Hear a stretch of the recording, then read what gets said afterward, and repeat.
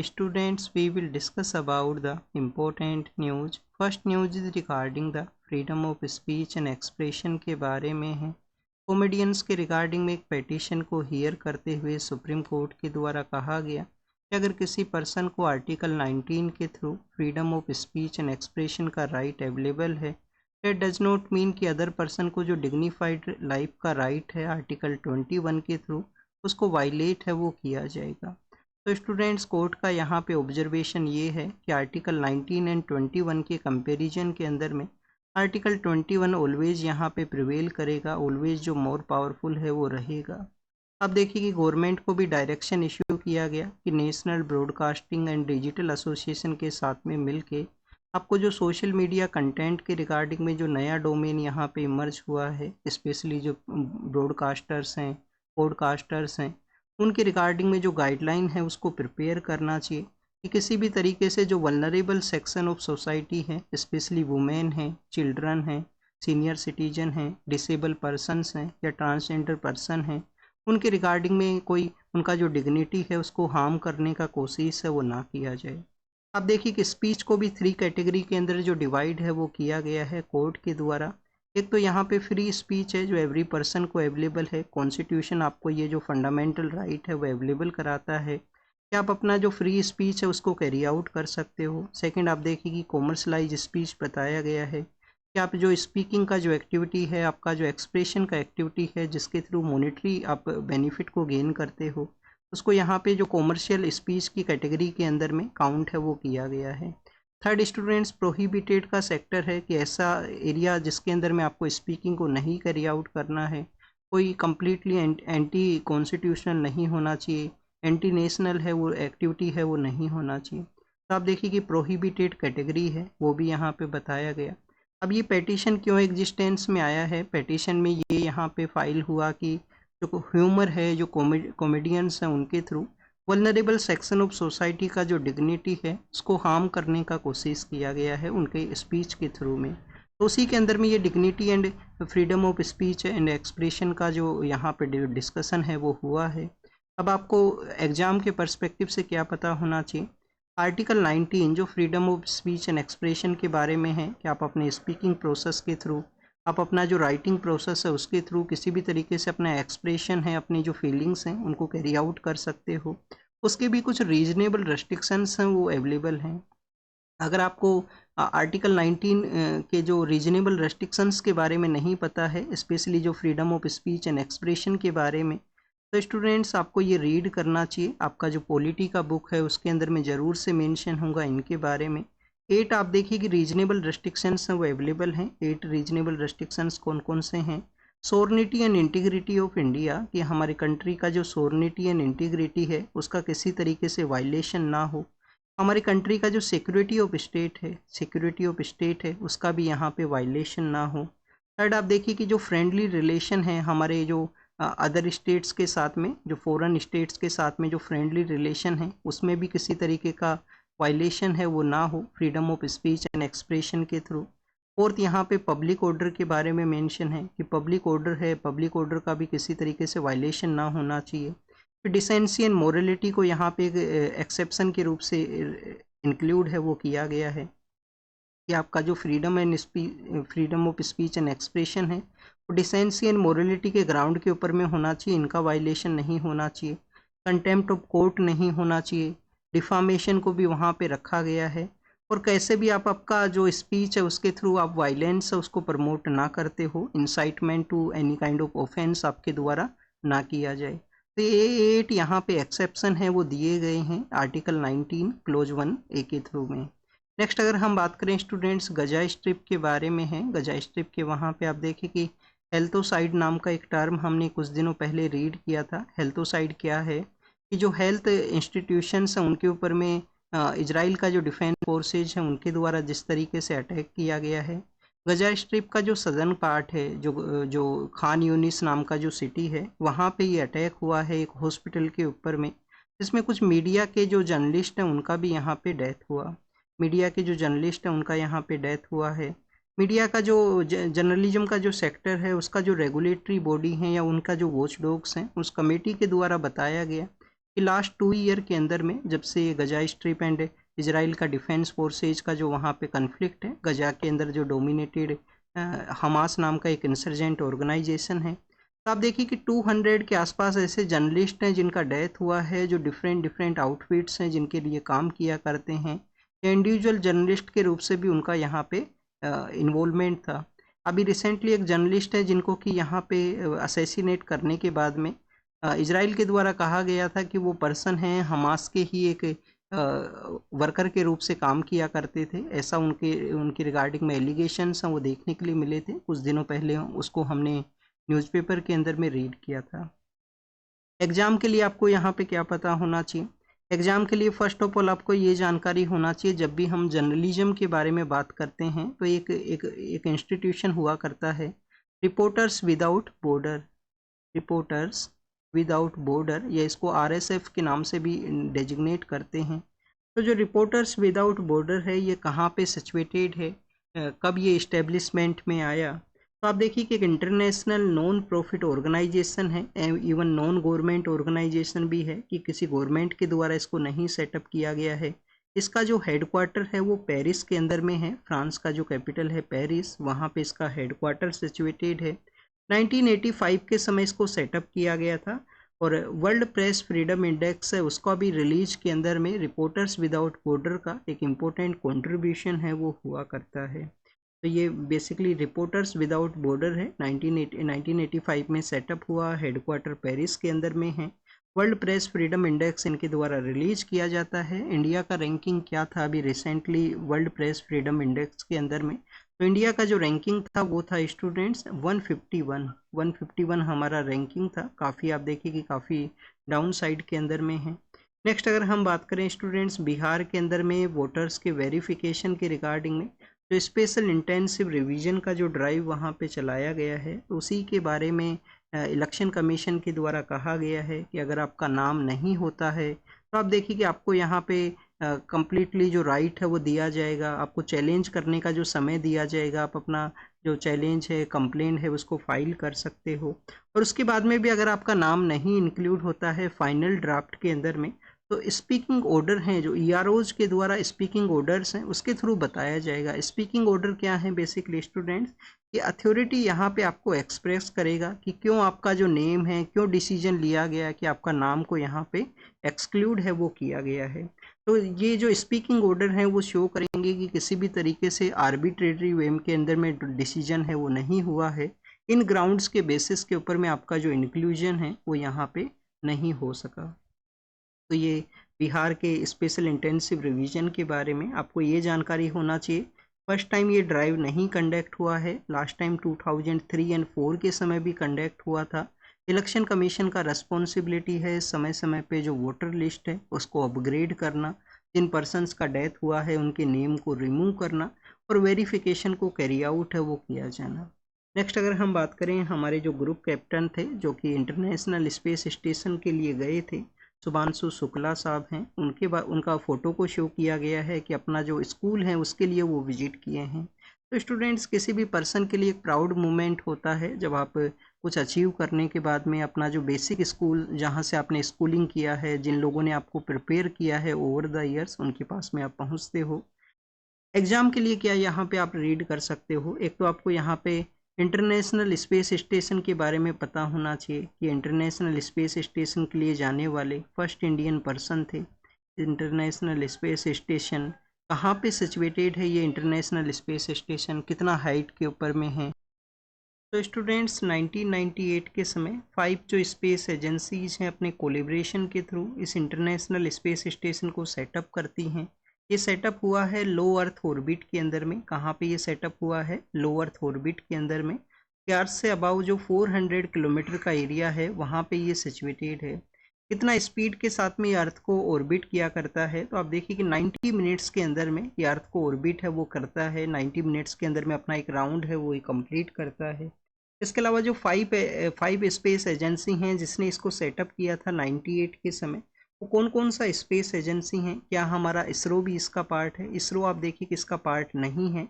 NASA है जो US का स्पेस एजेंसी है, नासा नाम से जो स्पेस एजेंसी है। फिर आप देखिए कि रसिया का जो एजेंसी है जिसको कि हम रोसकोसमोस के नाम से जानते हैं, रशियन स्पेस एजेंसी है। यूरोपियन स्पेस एजेंसी है, यूरोपियन स्पेस एजेंसी। जापान का है जाक्सा, जापान का जाक्सा नाम से स्पेस एजेंसी। और कनेडियन स्पेस एजेंसी यहाँ पे पार्ट है। 98 के समय इसके सेटअप के बाद में जो 2000 का समय है उससे कंटिन्यूस आप देखिए कि इस लो अर्थ ऑर्बिट के अंदर में जो ह्यूमन बींग्स हैं उनका वहाँ पे प्रेजेंस है, कोई ना कोई साइंटिस्ट वहाँ पे हुआ करता है अपने रिसर्च एक्टिविटी के रिगार्डिंग में। नेक्स्ट अगर हम बात करें दिल्ली का जो सीएम है, एक पब्लिक हियरिंग के दौरान में पब्लिक ग्रीवेंस को सुनते हुए उनके ऊपर अटैक होता है। उसके बाद में आप देखिए कि उनको जो डिफरेंट कैटेगरी का हमारे यहाँ पे जो सिक्योरिटी प्रोसेस हुआ करता है उसके अंदर में उनको सिक्योरिटी प्रोवाइड किया गया था। अभी रिसेंट में उनका जो सिक्योरिटी है वो दिल्ली पुलिस के पास में रहेगा।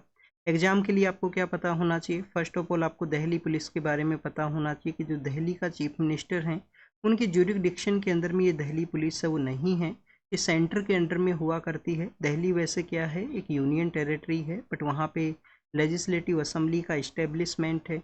लेजिस्लेटिव असेंबली का इस्टेब्लिशमेंट है तो स्टेट लिस्ट के जो 3 ऐसे सब्जेक्ट है जो उनके कंट्रोल में नहीं है। कौन कौन से सब्जेक्ट नहीं है स्टूडेंट्स?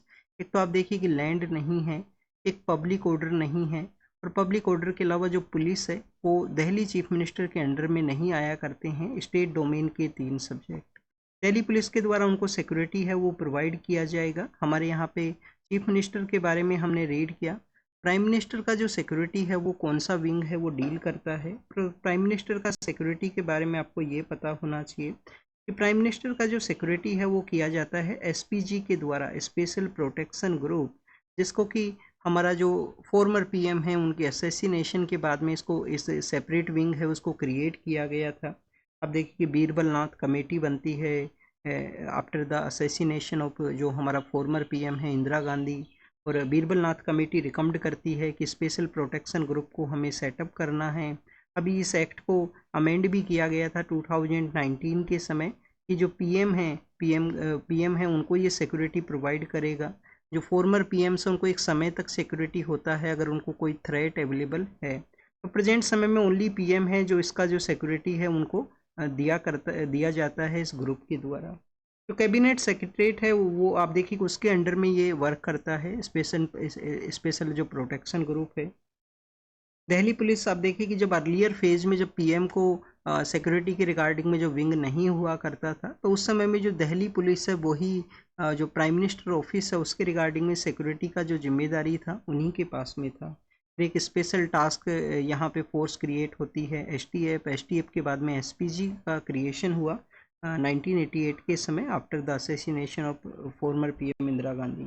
नेक्स्ट अगर हम बात करें स्टूडेंट्स, एक दिल्ली हाई कोर्ट के बारे में है कि हमारे जो प्राइम मिनिस्टर हैं उनके एजुकेशन जो डॉक्यूमेंट्स हैं उसके रिगार्डिंग में आप देखिए कि जानकारी चाहते थे। सीआईसी का जो ऑर्डर था, चीफ इंफॉर्मेशन कमिश्नर का जो ऑर्डर था उसके रिगार्डिंग में उस ऑर्डर को क्वेश्चन किया गया है दिल्ली हाई कोर्ट के द्वारा। ऑर्डर भी आप देखिए अर्लियर फेज का था 2016 का। अब क्वेश्चन किसके रिगार्डिंग में किया गया है, कौन से वो प्रोविजन है? राइट टू इन्फॉर्मेशन एक्ट आपने रीड किया होगा। राइट टू इन्फॉर्मेशन एक्ट जो कि मजदूर किसान शक्ति संगठन नाम से एक ऑर्गेनाइजेशन है। कहाँ पे है ये ऑर्गेनाइजेशन? राजस्थान के अंदर में। उनके एफर्ट्स के थ्रू ये जो एक्ट है वो एग्जिस्टेंस में आता है। फिर आप देखिए कि 2005 में ये एग्जिस्टेंस में आया, बट वहाँ पे भी कुछ ऐसे प्रोविजंस हैं कि आप किसी पर्सन का जो पर्सनल इन्फॉर्मेशन है वो नहीं गेन कर सकते। कोई पब्लिक प्रोसेस के रिगार्डिंग में इंफॉर्मेशन हो तो आप गेन कर सकते हो। इस एक्ट के अंदर में पब्लिक अथॉरिटी के बारे में भी मेंशन है कि जो पब्लिक अथॉरिटी है उसको सेटअप करना होगा। पब्लिक अथॉरिटी के अलावा आप देखिए पब्लिक अथॉरिटी वही है जिनके द्वारा इंफॉर्मेशन दिया जाएगा। पब्लिक अथॉरिटीज वो हैं जो कि फंड को रिसीव करते हैं, वो इंस्टीट्यूशन। फिर आप देखिए कि पब्लिक इंफॉर्मेशन ऑफिसर होता है, पीआईओ नाम से एक ऑफिसर क्रिएट होता है सेक्शन 4 के थ्रू। ये सेक्शन 2 के अंदर में मेंशन है आरटीआई एक्ट के अंदर में। और एक सेक्शन 8 है, सेक्शन 8 के अंदर में प्रोहिबिशन है कि इन जो कुछ ग्राउंड्स हैं बताए गए हैं कि इन एजेंसीज के रिगार्डिंग में इंफॉर्मेशन है वो नहीं अवेलेबल रहेगा। यहाँ पे जो इंफॉर्मेशन के रिगार्डिंग में जो डिनाई किया गया है वो RTI act, right to information act section 81J के थ्रू। 81J क्या है कि पर्सनल इंफॉर्मेशन आपको नहीं प्रोवाइड है वो किया जाएगा। अगर बेसिकली आप देखिए कि स्टूडेंट्स अगर यहाँ पे इंफॉर्मेशन अलाउ कर दी जाती है तो एक फ्लड गेट है वो ओपन हो सकता है। आने वाले समय के अंदर में बहुत सारी पेटिशंस फाइल हो सकती हैं। जो पॉलिटिकल पार्टीज अपोजिट में हैं वो कंटिन्यूस ऐसा पेटिशंस को फाइल करवा सकते हैं, तो ऐसा एक flood gate kind of situation है वो क्रिएट हो सकता है। नेक्स्ट अगर हम बात करें पर्सनल इंफॉर्मेशन के लिए डिनाई किया गया, तो आपको पता होना चाहिए कि आर्टिकल 21 के अंडर में आपको यहाँ पे जो राइट टू प्राइवेसी है वो भी अवेलेबल है। सुप्रीम कोर्ट ने 2017 के समय राइट टू प्राइवेसी है उसको ऑब्जर्व किया है। इस केस के अंदर में राइट टू प्राइवेसी को ऑब्जर्व किया गया है। तो स्टूडेंट्स केस का नाम है KS पुट्टास्वामी। KS पुट्टास्वामी उस केस का नाम है। ऐसे आपको नाम है वो ज़रूर से पता होना चाहिए। अभी आप देखिए कि हमने यहाँ पे सिक्योरिटी के बारे में रीड किया था। तो प्राइम मिनिस्टर ऑफिस का जो सिक्योरिटी दिल्ली पुलिस के पास में हुआ था 1980 से पहले जो हुआ करता था, यूके के अंदर में जिस तरीके से एक प्रोसेस है कि यूके के अंदर भी जो लोकल अथॉरिटी है वो वहाँ पे सिक्योरिटी दिया करते हैं यूनाइटेड किंगडम के prime minister office and prime minister को, तो उसी तरीके का प्रोविज़न उसी के सिमिलर लाइन के ऊपर में भी हमारे वहाँ पे होता था। शायद इस पॉइंट को हमने डिस्कस नहीं किया था। नेक्स्ट अगर हम बात करें स्टूडेंट्स उदयगिरी के बारे में है, हमारा जो नेवल फोर्सेज हैं उसके रिगार्डिंग में। तो नेवल फोर्स के अंदर में उदयगिरी एंड हिमगिरी जो हैं उनका कमीशन किया जाएगा। मझगांव डॉक के द्वारा इनका बिल्डिंग किया गया है। तो स्टूडेंट्स ये प्रोजेक्ट 71A के थ्रू में यहाँ पे जो हमारा नेवल फोर्सेस के अंदर में डेवलपमेंट है उसके रिगार्डिंग में है। कल का जो न्यूज़पेपर है उसके अंदर भी इसके बारे में मेंशन रहेगा, तो कल हम इसका मोर डिटेल के अंदर डिस्कशन करेंगे कि क्या क्या यहाँ पे न्यू काइंड ऑफ डेवलपमेंट है, क्या क्या न्यू काइंड ऑफ अपग्रेडेशन है, वो कैसे हमारी नेवल फोर्स का डेवलपमेंट, नेवल फोर्स को आप देखिए अपग्रेड है वो करेगा। नेवी का जो डे है वो कब सेलिब्रेट होता है? 4 दिसंबर का जो डे है वो हम नेवी डे के रूप से सेलिब्रेट करते हैं 4 दिसंबर 1971 के समय। अब देखिए कि डेट हमारा जो INS तलवार के द्वारा जो कराची पोर्ट है उसको डिस्ट्रॉय कर दिया गया था बांग्लादेश लिबरेशन वॉर के दौरान में। तो उसी वजह से हम जो नेवी का जो डे है उसको सेलिब्रेट करते हैं 4 दिसंबर को। रिसेंटली हमारी गवर्नमेंट ने जो छत्रपति शिवाजी महाराज हैं उनके भी कंट्रीब्यूशन को रिकॉग्नाइज किया है, कैसे उनके समय जो नेवल फोर्स है उनका डेवलपमेंट होता था। और आप देखिए कि मराठाज का जो मिलिट्री का जो लैंडस्केप है, जो स्पेशली 12 उनके फोर्ट्स हैं जिनको अभी यूनेस्को का जो कैटेगरी है उसके अंदर भी रिकॉग्नाइज किया गया है हेरिटेज साइट के रूप से। एक जो फोर्ट है वो तमिलनाडु के अंदर में सिचुएटेड है, ये आपको याद होना चाहिए कि जो 12 फोर्ट्स हैं जो तो आपको महाराष्ट्र में मिलेंगे 11 तो, और एक आपको तमिलनाडु के अंदर में देखने के लिए मिलेगा। तो स्टूडेंट्स ये हमने देखा उदयगिरी जो केव है वो कहाँ पे सिचुएटेड है, मध्य प्रदेश के अंदर में है उदयगिरी केव। गुप्ता एरा का समय का जो आर्ट है उसका प्रेजेंस आपको इस केव्स के अंदर में मिलेगा। नेक्स्ट अगर हम बात करें स्टूडेंट्स इंटरनेशनल जो बुकर प्राइज का विनर हैं बानो मुश्ताक, उनके बारे में है यहाँ पे मेंशन कि मैसूर का जो हमारा एरिया है जहाँ पे दशहरा का फेस्टिवल हुआ करता है, तो दशहरा फेस्टिवल के दौरान में इनके पार्टिसिपेशन के रिगार्डिंग में कुछ स्टेटमेंट्स देखने के लिए मिले थे, इनको पार्टिसिपेट करने के लिए अलाउ किया गया है। इन्होंने अपना जो वर्शिप है उस प्रोसेस के बारे में बताया कि वो जो डीटी हैं उसके अंदर में रेस्पेक्ट को कैरी आउट करते हैं। एग्ज़ाम के लिए क्या इंपॉर्टेंट है, एग्ज़ाम के लिए आपको ये पता होना चाहिए रिसेंटली इनको अपना जो कनाडा के अंदर में राइटिंग है, कनाडा जो हमारा जो लैंग्वेज है जो कर्नाटका के अंदर में स्पेशली मेजरली कर्नाटका के अंदर में बोली जाती है, तो उसके रिगार्डिंग में इनका एक राइटिंग है हार्ट लैम्प नाम से इनका एक राइटिंग है जिसमें इनको इंटरनेशनल जो बुकर प्राइज़ है वो मिला है। फर्स्ट टाइम इस लैंग्वेज के अंदर में हमारा लोकल डायलेक्ट के अंदर में ये जो प्राइज़ है वो मिला है जो कि 2004 के समय सेटअप हुआ था। अब दशहरा के बारे में मेंशन है, मैसूर का आपको पता होना चाहिए, मैसूर में दशहरा का जो फेस्टिवल है वो काफ़ी ज़्यादा फेमस है। हमारी कंट्री के जो अदर पार्ट हैं, कुल्लू का एरिया है, राजस्थान में कोटा का एरिया है, जहाँ पे भी दशहरा फेस्टिवल है वो हुआ करता है। बट सदर्न इंडिया का जो दशहरा का सेलिब्रेशन है वो कम्प्लीटली डिफरेंट होता है नॉर्दर्न इंडिया के कंपैरिजन के रिगार्डिंग में। फिर स्टूडेंट्स नमीसी प्रिया का जो केस है उसके बारे में है कि जो यमन के वहाँ पे आप देखिए कि यमन के वहाँ पे कौन से रेबल ग्रुप का वहाँ पे डोमिनेशन है, होतीज का डोमिनेशन है। तो यमन के वहाँ पे बेसिकली हमारा इंडियन ओरिजिन का एक पर्सन है जिनको कि वहाँ पे डेथ सेंटेंस दिया गया है, जिसका सस्पेंशन भी करवाया गया है गवर्नमेंट के द्वारा।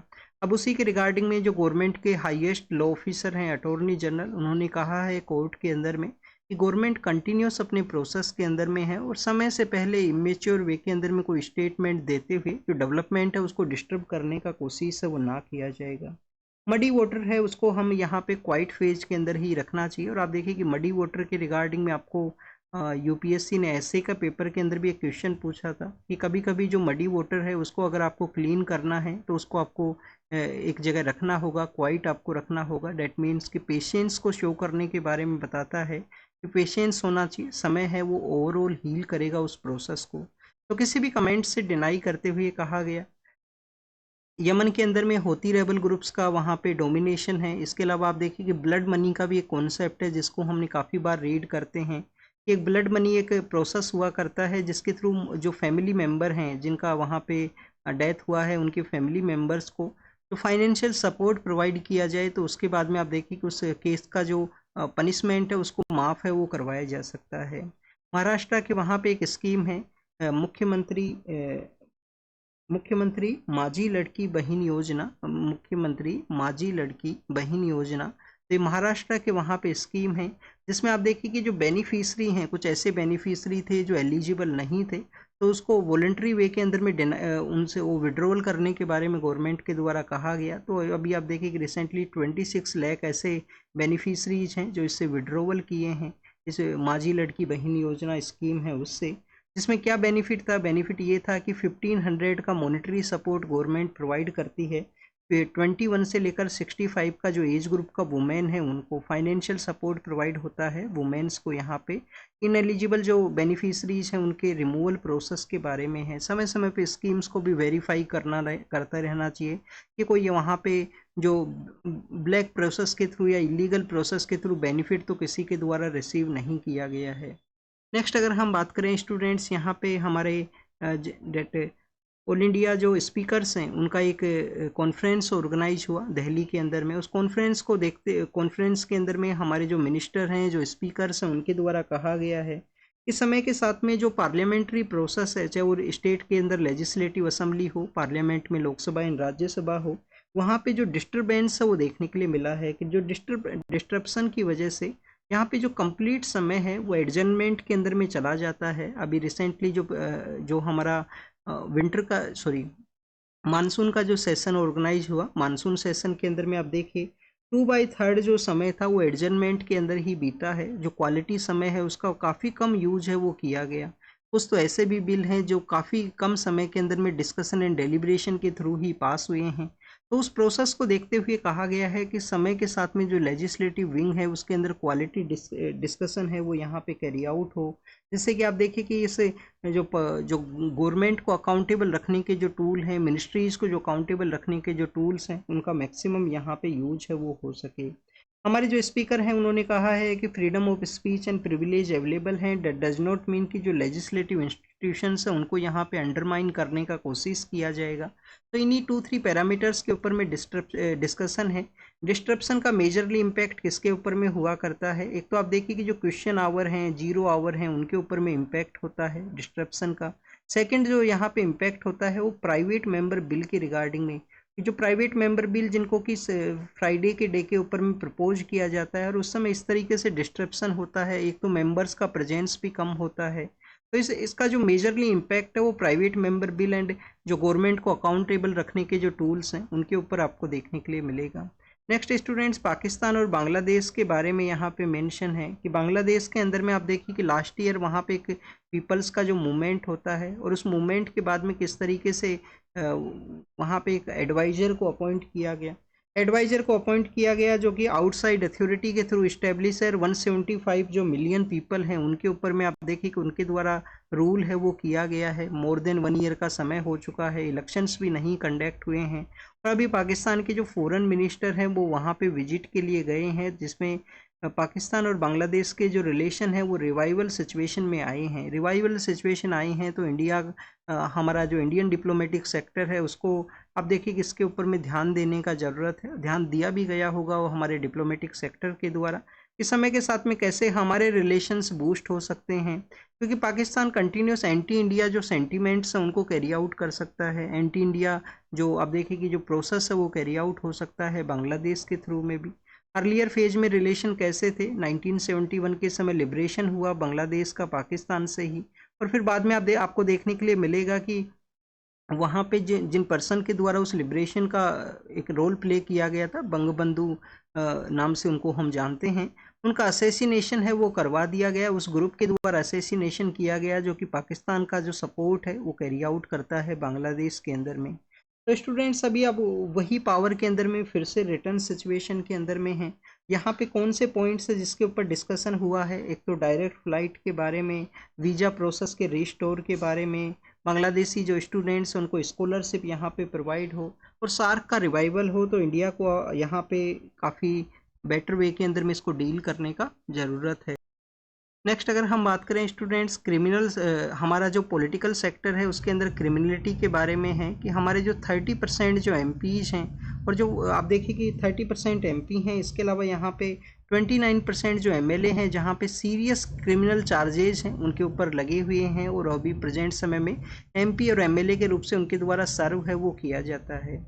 रिसेंटली 130 जो कॉन्स्टिट्यूशन अमेंडमेंट बिल लाया गया, एंड 130 कॉन्स्टिट्यूशन अमेंडमेंट बिल क्या है कि ये जो सीरियस चार्जेज हैं उसके रिगार्डिंग अगर वो कंटिन्यूस कस्टडी के अंदर में है, मोर देन 5 ईयर का उनको पनिशमेंट हो सकता है, तो उनको अपना जो पोस्ट है उससे रिमूव होना होगा अगर वो मिनिस्टर हैं या चीफ मिनिस्टर या प्राइम मिनिस्टर के रूप से एग्जिस्ट करते हैं। तो स्टूडेंट्स यहाँ पे हमारा जो क्रिमिनल पर्सन है जिनका विनेबिलिटी के चांसेस भी ज़्यादा हुआ करते हैं एक क्लीन इमेज वाले पर्सन के कंपैरिजन के अंदर में, तो इंडियन पॉलिटिकल सेक्टर को डीक्रिमिनलाइज करने का ज़रूरत है। लिली थॉमस केस आ चुका है जिसमें कन्विक्टेड पर्सन का डिस्क्वालिफिकेशन के बारे में भी वहाँ पे मेंशन है। गवर्नमेंट के द्वारा रिसेंटली एक बिल है वो लाया गया कि promotion and regulation of online gaming bill है 2025 का, जिसमें बताया गया है कि 15,000 करोड़ रुपए आसपास आप देखिए कि इंडियन जो पर्सन है वो लॉस कर चुके हैं ये रियल मनी गेमिंग का जो प्रोसेस है उसके थ्रू में। WHO ने जो रियल मनी गेमिंग है उस प्रोसेस को यहाँ पे मेंशन करते हुए कहा गया है कि चिल्ड्रंस के अंदर में या ह्यूमन बींग्स में कैसे ये बिहेवियर जो साइकोलॉजिकल डिस्ट्रेस है उसको क्रिएट करता है, फाइनेंशियल हार्डशिप यहाँ पे क्रिएट होती है, जो कि आप देखिए कि ओवरऑल जो लाइफ है उसको भी ये इम्पेक्ट करेगा, क्वालिटी लाइफ को ये इम्पेक्ट करेगा। यहाँ पे 3 कैटेगराइज के अंदर में, और इसके अलावा आप देखिए कि नंबर ऑफ सुसाइड के जो केसेज हैं इन ऑनलाइन जो गेमिंग प्रोसेस है उसके थ्रू जो नंबर ऑफ सुसाइड हैं वो भी यहाँ पे इंक्रीज हुए हैं। 3 कैटेगरी के अंदर में स्पोर्ट्स एक्टिविटी हैं उनको यहाँ पे मेंशन किया गया है। एक तो ई स्पोर्ट्स का एक्टिविटी है जिसको गवर्नमेंट है वो प्रमोट किया करती है। सोशल गेमिंग है जिसके बारे में डिटेल में एक्सप्लेनेशन नहीं है, बट सोशल जो गेमिंग है उसको यहाँ पे प्रमोट किया जाए। और जो रियल मनी गेमिंग है उसका कम्प्लीटली प्रोहिबिशन, जो रियल मनी गेमिंग है उसका कम्प्लीटली प्रोहिबिशन है वो गवर्नमेंट के द्वारा किया गया। नेक्स्ट अगर हम बात करें स्टूडेंट्स, ये जो गेमिंग का जो प्रोसेस है उसका टैक्सेशन एंड रेगुलेशन का जो प्रोसेस है वो स्टेट लिस्ट के अंदर में है, और स्टेट लिस्ट के अंदर में आप देखिए कि फर्स्ट टाइम तेलंगाना एक स्टेट बनता है जिनके द्वारा इसको 2017 के समय ही बैन कर दिया गया था। फिर आपको आंध्र प्रदेश मिलेगा, फिर आपको तमिलनाडु मिलेगा, तो ये हमारे कुछ ऐसे स्टेट्स हैं जिन्होंने ऑलरेडी इन गेमिंग का जो एक्टिविटी है उनको बैन किया है। हमारा जो मीडिया का जो सेक्टर है उसके अंदर में डाइवर्सिटी नहीं है, शेड्यूल कास्ट, शेड्यूल ट्राइब, जो हमारा जो अदर सेक्शन ऑफ सोसाइटी है उनके लोगों का कम प्रेजेंस होना, इस वजह से उस सेक्टर के रिगार्डिंग में जो रिपोर्ट्स हैं उसका आप देखिए कि प्रेजेंस है वो कम देखने के लिए मिलेगा। एक काफ़ी सीनियर जर्नलिस्ट हैं उनके द्वारा ये कहा गया। इंडिया और फिजी के बारे में है। फिजी आप देखिए कि ऑस्ट्रेलिया के ईस्टर्न पार्ट के अंदर में है, जो पैसिफिक ओशियन के अंदर में एक आइलैंड नेशन के रूप से ये सिचुएटेड है। फिजी के पॉलिटिकल लीडर इंडिया के लिए आए तो इंडिया और फिजी ने यहाँ पे मैरीटाइम सेक्टर के अंदर में जो रिलेशन है उनको बूस्ट करने के बारे में कहा गया है। इंडिया और फिजी ने फ्री ओपन जो इंडो पैसिफिक का जो रीजन है उसको बूस्ट करने के बारे में कहा गया है कि इंडो पैसिफिक के रीजन को हम फ्री एंड ओपन वे के अंदर में बूस्ट करें। इंडिया का जो इनिशिएटिव है इंडो पैसिफिक ओशियन इनिशिएटिव, उसके अंदर भी आप देखिए कि इनके द्वारा पार्टिसिपेट करने के लिए कहा गया। और स्टूडेंट्स आप देखिए कि फिपिक का भी ये पार्ट है। फिपिक क्या है, जो कि पैसिफिक ओशियन के अंदर में सिचुएटेड आइलैंड्स हैं, उसके रिगार्डिंग में एक मल्टीलेटरल इंस्टीट्यूशन को इंडिया ने 2014 के समय क्रिएट किया था, फर्स्ट इसका जो मीटिंग है वो कहाँ पे हुआ था, तो फिजी के अंदर ही हुआ था। सेकंड आप देखिए कि जयपुर में इसका मीटिंग हुआ था, और ये जो गिनिया नाम का, जो पपुआ न्यू गिनिया नाम का जो कंट्री है, वहाँ पे इसका थर्ड मीटिंग है वो कंडक्ट हुआ। तो फिजी हमारे मैरीटाइम सिक्योरिटी के रिगार्डिंग में इम्पोर्टेंट है। हमारी गवर्नमेंट ने आप देखिए कि सागर इनिशिएटिव को महासागर के रूप से कन्वर्ट किया, और महासागर के थ्रू म्यूचुअल एंड होलिस्टिक वे के अंदर में security and growth for all in the region को हम प्रमोट कर सकें, स्पेशली इंडियन ओशियन के अंदर में पैसिफिक ओशियन के जो आइलैंड नेशंस हैं उनके साथ में हम कोऑपरेशन को कैरी आउट कर सकें, जिससे कि साउथ साउथ कोऑपरेशन का भी बूस्ट हो, और इंडिया इन डेवलपिंग जो नेशन है, स्मॉल आइलैंड नेशंस, उनके एक लीडर के रूप से यहाँ पे इमर्ज हो सके। सुप्रीम कोर्ट के जजमेंट के बारे में है, जो रिटायर जज हैं जो कि वाइस प्रेसिडेंट के इलेक्शन के लिए बेसिकली कैंडिडेट हैं, तो उनका कुछ स्टेटमेंट के पर्सपेक्टिव से है। कोर्ट का जो जजमेंट वो है नक्सलिज्म के रिगार्डिंग में, जिसके बारे में कुछ स्टेटमेंट वहाँ पे हुआ था। एग्जाम के लिए क्या इंपॉर्टेंट है, नहीं इंपॉर्टेंट है। कोर्ट का आप देखिए कि जजमेंट है उसका डिस्कशन नहीं करना चाहिए, जो जजमेंट उनके द्वारा डिलीवर हुआ है। पीएम सर ने कहा कि जो भी डिफ़िकल्टी है यूएस के द्वारा जो टैरिफ लगाया गया है, फार्मर्स एंड स्मॉल बिजनेसमैन्स को जो प्रॉब्लम्स क्रिएट हुआ है उससे ओवरकम हमारी कंट्री के द्वारा किया जाएगा।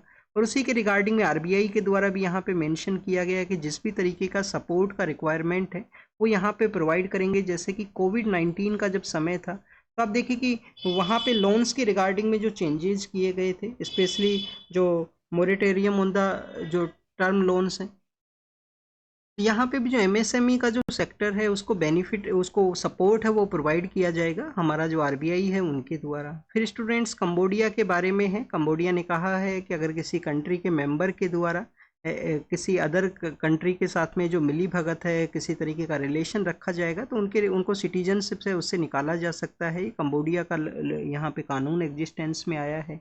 साउथ कोरिया के अंदर में यूएस के जो बेसेज हैं उनको परचेज करने के बारे में डिस्कशन है।